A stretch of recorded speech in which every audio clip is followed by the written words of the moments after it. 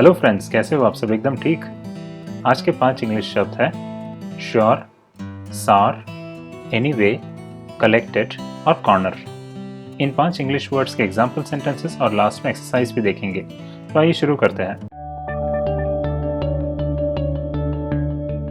Friends, आज का पहला शब्द जिसका हम हिंदी में मतलब समझने वाले हैं वो है श्योर। श्योर का हिंदी में मतलब होता है पूरी तरह से सही होने का भरोसा होना। इसे अगर एक शब्द में कहना हो तो वो हो सकता है यकीन। तो अगर आपको इंग्लिश में बोलना हो पूरी तरह से सही होने का भरोसा होना या यकीन, तो वहां पर आप श्योर शब्द का इस्तेमाल कर सकते हो। आइए इसके थोड़े एग्जाम्पल्स देख लेते हैं। पहला example, I am sure he was lying, यानी मुझे यकीन है कि वह झूठ बोल रहा था। दूसरा example, I am sure I saw him, मतलब मुझे यकीन है कि मैंने उसे देखा था। तीसरा example, I am sure you will win, यानी मुझे यकीन है कि आप जीतेंगे। चौथा example, I am sure that you will succeed, मतलब मुझे यकीन है कि आप सफल होंगे। और इसका अगर लास्ट एग्जाम्पल दूँ तो I am sure that he is an honest man, यानी मुझे यकीन है कि वह एक ईमानदार आदमी है।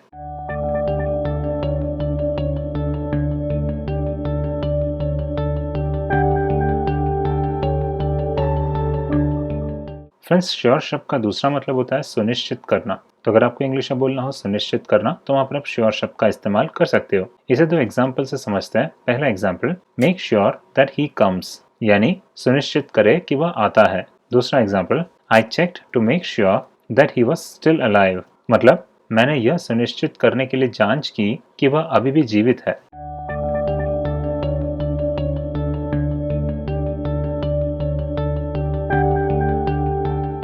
फ्रेंड्स, श्योर शब्द का तीसरा मतलब होता है निश्चित। तो अगर आपको इंग्लिश में बोलना हो निश्चित, तो वहां पर भी श्योर शब्द लगता है। एग्जाम्पल के तौर पे, he is sure to get the award, यानी उन्हें पुरस्कार मिलना निश्चित है। दूसरा example, he is sure to come, मतलब उसका आना निश्चित है।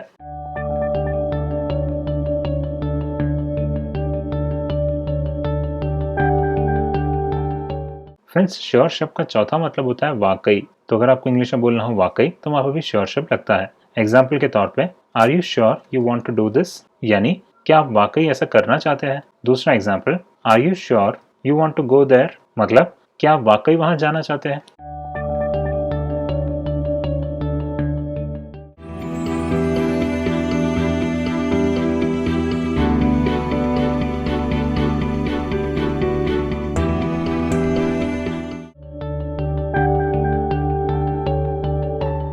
फ्रेंड्स, आज का दूसरा शब्द जिसका हम हिंदी में मतलब समझने वाले वो है सार। सार का हिंदी में मतलब होता है खट्टा।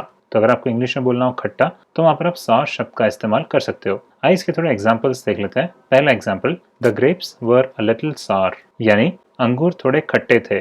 दूसरा एग्जांपल, आई डोंट लाइक सार टेस्टिंग फूड, मतलब मुझे खट्टा स्वाद खाना पसंद नहीं है। तीसरा example, is the mango ripe और इज इट सार, यानी क्या आम पका है या खट्टा है। चौथा एग्जाम्पल, लेमन्स आर सार, मतलब नींबू खट्टा होता है। और इसका लास्ट एग्जाम्पल दो तो इज इट स्वीट और सार, यानी क्या यह मीठा या खट्टा है।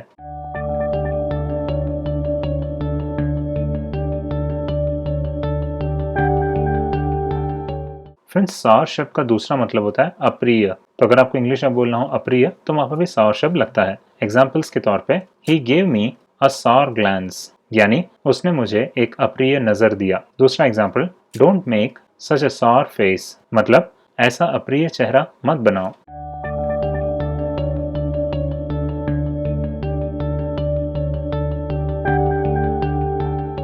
फ्रेंड्स, सार शब्द को जब क्रिया के तौर पे इस्तेमाल करते हैं तब उसका मतलब बन जाता है खट्टा करना। तो अगर आपको इंग्लिश में बोलना हो खट्टा करना, तो वहां पर आप सार शब्द को क्रिया के तौर पे इस्तेमाल कर सकते हो। एग्जाम्पल्स के तौर पे, the water was soured with tamarind, यानी पानी को इमली से खट्टा किया गया था। दूसरा example, I soured the juice using a lemon, मतलब मैंने नींबू का इस्तेमाल करके जूस को खट्टा कर दिया।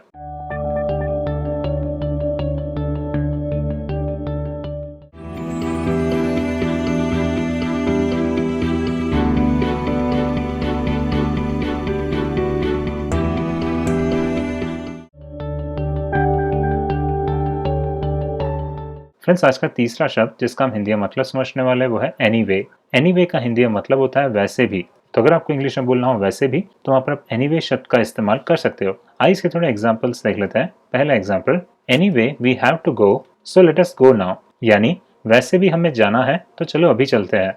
दूसरा example, he won't listen to me anyway, मतलब वो मेरी बात वैसे भी नहीं सुनेगा। तीसरा example, he will not come and anyway he is too afraid, यानी वह नहीं आएगा और वैसे भी वो बहुत डरता है। चौथा एग्जाम्पल, हु केयर्स एनीवे, मतलब वैसे भी कौन परवाह करता है। और इसका अगर लास्ट एग्जाम्पल दो तो I have to get up anyways, यानी मुझे वैसे भी उठना है।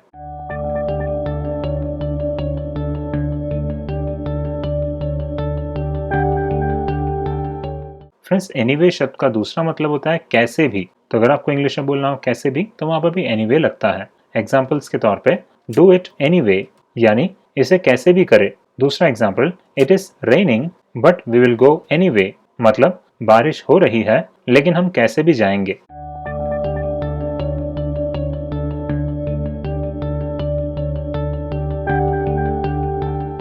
फ्रेंड्स, एनीवे शब्द का तीसरा मतलब होता है जो भी हो। तो अगर आपको इंग्लिश में बोलना हो जो भी हो, तो वहां पर भी एनीवे शब्द लगता है। एग्जाम्पल्स के तौर पे थैंक्स एनीवे, यानी जो भी हो धन्यवाद। दूसरा example, let's get started anyway, मतलब जो भी हो चलो शुरू करते हैं।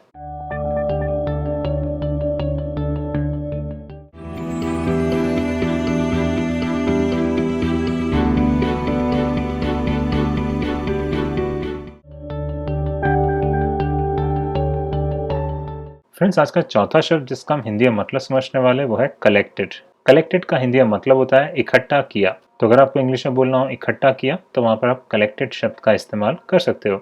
आइए इसके थोड़े एग्जाम्पल्स देख लेते हैं। पहला example, he collected the money from the people, यानी उसने लोगों से पैसा इकट्ठा किया। दूसरा example, I have collected some clothes to donate, मतलब मैंने दान करने के लिए कुछ कपड़े इकट्ठे किए हैं। तीसरा example, we collected the money and bought a gift for him, यानी हमने पैसा इकट्ठा किया और उसके लिए एक उपहार खरीदा। चौथा example, Tom collected old coins, मतलब टॉम ने पुराने सिक्के इकट्ठे किए। और इसका लास्ट एग्जाम्पल दो तो his hobby is collecting old bottles, यानी उनका शौक पुरानी बोतलों को इकट्ठा करना है।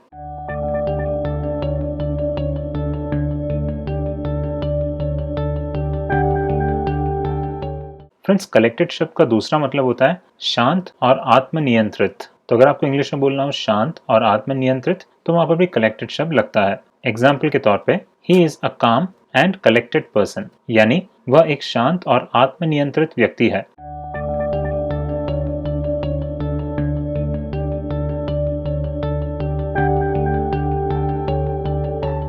फ्रेंड्स, कलेक्टेड शब्द का तीसरा मतलब होता है एक साथ आना और एक समूह बनाना। इसे अगर दूसरे शब्दों में कहे तो वो होगा जमा होना। तो अगर आपको इंग्लिश में बोलना हो एक साथ आना और एक समूह बनाना या जमा होना, तो वहां पर भी कलेक्टेड शब्द लगता है। एग्जाम्पल्स के तौर पे a small crowd collected outside the house, यानी घर के बाहर एक छोटी सी भीड़ जमा हो गई। दूसरा example, a crowd collected to watch the fight, मतलब लड़ाई देखने के लिए भीड़ जमा हो गई।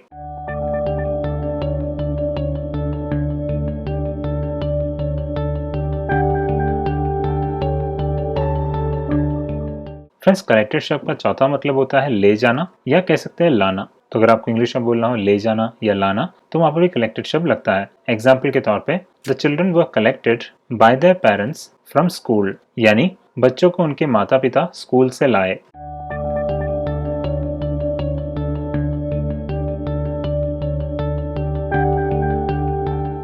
फ्रेंड्स, कलेक्टेड शब्द का पांचवा मतलब होता है एकत्र करना या कह सकते हैं पैसे लेना। तो अगर आपको इंग्लिश में बोलना हो एकत्र करना या पैसे लेना, तो वहां पर भी कलेक्टेड शब्द लगता है। एग्जाम्पल्स के तौर पे Tom collected the rent each week, यानी टॉम ने प्रत्येक सप्ताह किराया एकत्र किया। दूसरा example, I collected the payments from the children, मतलब मैंने बच्चों से भुगतान एकत्र किया।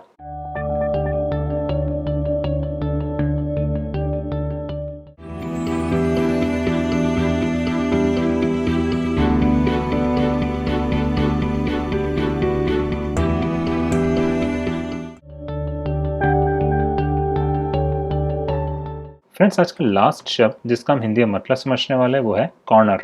कॉर्नर का हिंदी में मतलब होता है कोना।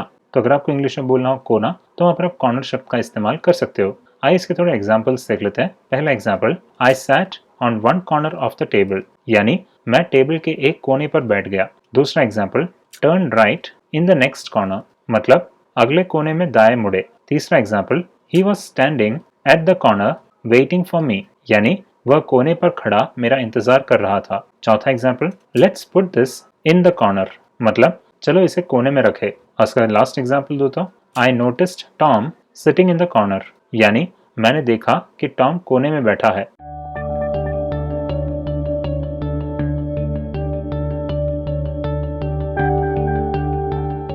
फ्रेंड्स, कॉर्नर शब्द का दूसरा मतलब होता है घेर लेना। तो अगर आपको इंग्लिश में बोलना हो घेर लेना, तो वहां पर भी कॉर्नर शब्द लगता है। एग्जाम्पल्स के तौर पे, he was cornered by the police, यानी उसे पुलिस ने घेर लिया। दूसरा example, Tom was cornered by the dogs, मतलब टॉम को कुत्तों ने घेर लिया।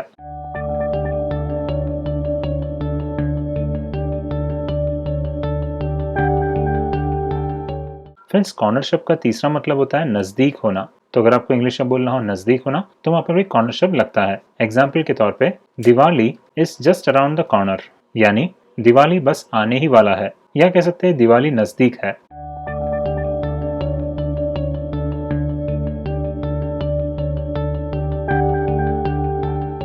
फ्रेंड्स, कॉर्नर शब्द का चौथा मतलब होता है मुश्किल स्थिति में डालना। तो अगर आपको इंग्लिश में बोलना हो मुश्किल स्थिति में डालना, तो वहां पर भी कॉर्नर शब्द लगता है। एग्जाम्पल्स के तौर पे, he put me in a corner with that question, यानी उसने उस सवाल से मुझे एक मुश्किल स्थिति में डाल दिया। दूसरा example, he put me in a corner with that revelation, मतलब उसने उस खुलासे से मुझे एक मुश्किल स्थिति में डाल दिया।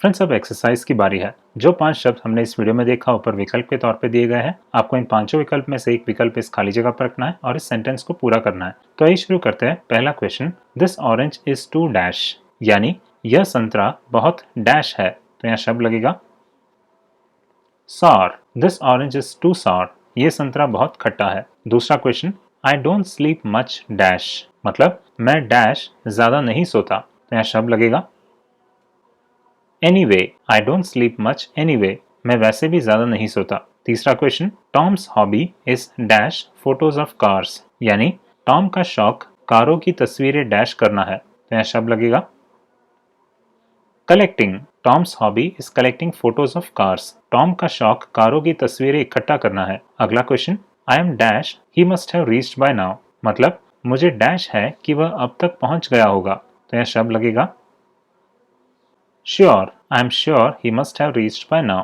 मुझे यकीन है कि वह अब तक पहुंच गया होगा। अगला question, Tom is standing in the dash of the room, यानी टॉम कमरे के डैश में खड़ा है। तो यहाँ शब्द लगेगा corner, Tom is standing in the corner of the room, Tom कमरे के कोने में खड़ा है। अगला question, the Apple juice was a little dash, यानी सेब का रस थोड़ा डैश था। तो यहाँ शब्द लगेगा sour, the apple juice was a little sour, सेब का रस थोड़ा खट्टा था। अगला question, I will take you to the bank and dash I have to go there, यानी मैं आपको बैंक ले जाऊंगा और डैश मुझे वहां जाना है। तो यहाँ शब्द लगेगा anyway, I will take you to the bank and anyway I have to go there, मैं आपको बैंक ले जाऊंगा और वैसे भी मुझे वहां जाना है। अगला question, we dash the money to feed the poor, मतलब हमने गरीबों को खिलाने के लिए पैसा डैश किया। तो यहाँ शब्द लगेगा collected, we collected the money to feed the poor, हमने गरीबों को खिलाने के लिए पैसा इकट्ठा किया। अगला question, the ball fell from the hand and rolled to the dash of the room, यानी गेंद हाथ से गिरी और कमरे के डैश में लुढ़क गई। तो यह शब्द लगेगा corner, the ball fell from the hand and rolled to the corner of the room, गेंद हाथ से गिरी और कमरे के कोने में लुढ़क गई। और आज का last question, I am dash he had a beard on his face, मतलब मुझे डैश है कि उसके चेहरे पर दाढ़ी थी। तो यहाँ शब्द लगेगा sure, I am sure he had a beard on his face, मुझे यकीन है कि उसके चेहरे पर दाढ़ी थी।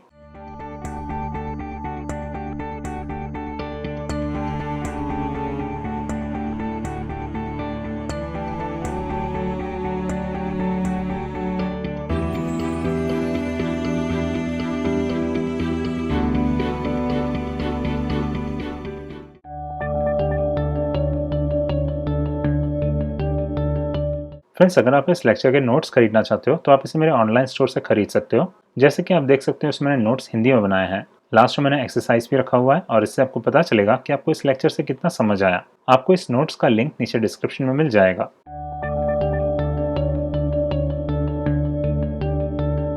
तो फ्रेंड्स, इस वीडियो में हमने 5 इंग्लिश वर्ड्स का हिंदी में मतलब देखा। ये 5 वर्ड्स थे श्योर, सावर, एनीवे, कलेक्टेड और कॉर्नर।